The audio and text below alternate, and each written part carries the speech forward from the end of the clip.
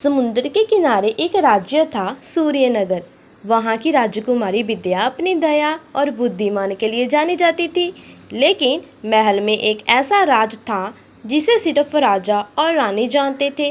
राजकुमारी के जन्म के समय आसमान से एक मोरपंख गिरा था और कमरे में एक अजीब सी रोशनी फैल गई थी। महल के ज्योतिषी ने कहा था, राजकुमारी का जीवन मोर परी से जुड़ा है। जिस दिन वह परी मिलेगी उसी दिन उसका असली भाग्य शुरू होगा। विद्या बड़ी हुई तो उसके मन में बार बार यही सवाल उठता था कि कौन है ये मोर परी। उसके दोस्त भी हंसते थे, विद्या, परियां सिर्फ कहानियां में होती हैं, असल में नहीं। लेकिन विद्या का दिल मानने को तैयार नहीं था। एक रात उसने देखा कि बगीचे में एक चमकता हुआ मोरपंख गिरा हुआ है। जैसे ही उसने उस मोरपंख को उठाया, उस मोरपंख से आवाज आई, विद्या, मुझे ढूंढो वरना अंधकार तुम्हारे राज्य को निगल जाएगा। विद्या निकल पड़ी जंगल की ओर, लेकिन उसे मालूम नहीं था कि उसकी हर हरकत पर नजर रखी जा रही है, एक काली जादूगरनी के द्वारा। उसका नाम था मायरा। मायरा असल में मोर परी की ताकत को बरसों से ढूंढ रही थी, क्योंकि मोर परी साधारण परी नहीं थी, बल्कि उसमें 4 अद्भुत शक्तियां थी।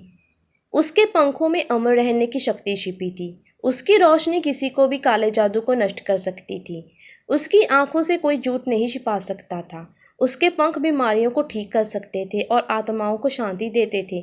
मायरा सोचती थी कि अगर यह शक्ति उसके हाथ लग जाए तो वह अमर हो जाएगी और सब पर राज करेगी।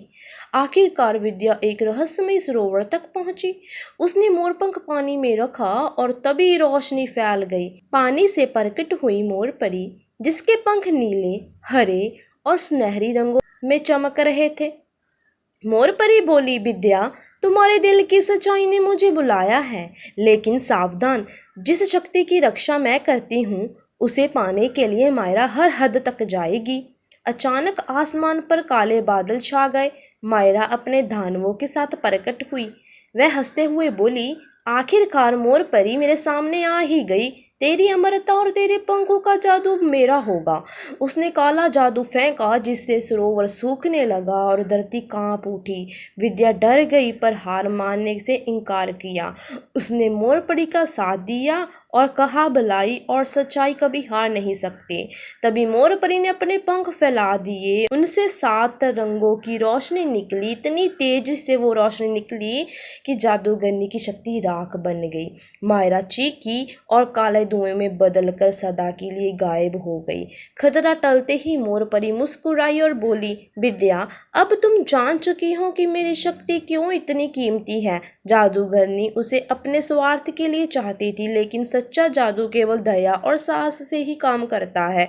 राजकुमारी ने प्रण किया कि वह हमेशा सत्य और न्याय का साथ देगी। वह राज्य लौटी और सबको बताया कि मोर परी कोई कल्पना नहीं है, बल्कि भलाई की शक्ति का प्रतीक है।